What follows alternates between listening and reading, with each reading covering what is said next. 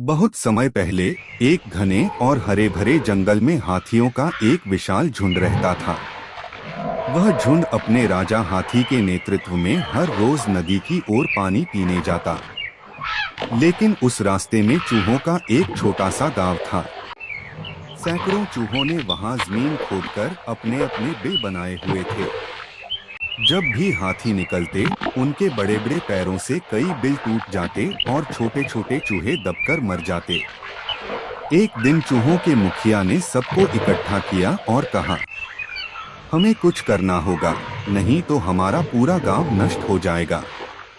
तब चूहों का एक दल हाथियों के पास गया और विनम्र होकर बोला, महान हाथी महाराज, हम जानते हैं आप शक्तिशाली हैं और हम बहुत छोटे हैं, लेकिन हम आपसे प्रार्थना करते हैं कि कृपया हमारे गांव से धीरे धीरे गुजरा करें। हमारे परिवार और घर टूट जाते हैं।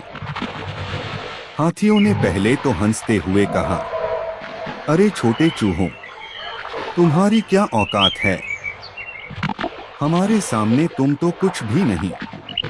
लेकिन हाथी राजा थोड़ा दयालु था। उसने सोचा, ये छोटे जीव भी इस जंगल के हिस्से हैं, इनकी बात मान लेने में क्या हर्ज है। उसने वादा किया, ठीक है मित्रों, हम आगे से सावधान रहेंगे। चूहे खुश होकर अपने घर लौट गए। कुछ महीने बीत गए। एक दिन जंगल में शिकारियों का एक बड़ा दल आया। उन्होंने नदी के किनारे रस्सियों और जाल से फंदे लगा दिए। जब हाथियों का झुंड पानी पीने आया तो आधे से ज्यादा हाथी उन जालों में फंस गए।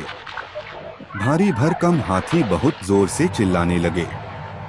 धरती हिलने लगी, जंगल कांप उठा। लेकिन जाल इतने मजबूत थे कि हाथी निकल नहीं पाए। बाकी हाथी डर के मारे जंगल में छिप गए।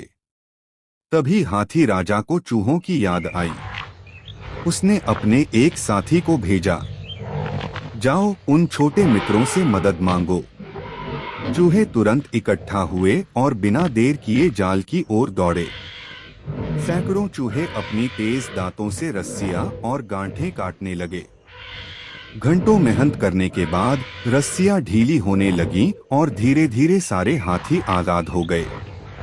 हाथी राजा ने सभी चूहों को प्रणाम किया और कहा, आज तुम छोटे जीवों ने हमारी जान बचाई। हमने तुम्हें कमजोर समझा था, पर असली ताकत बुद्धि और एकता में होती है।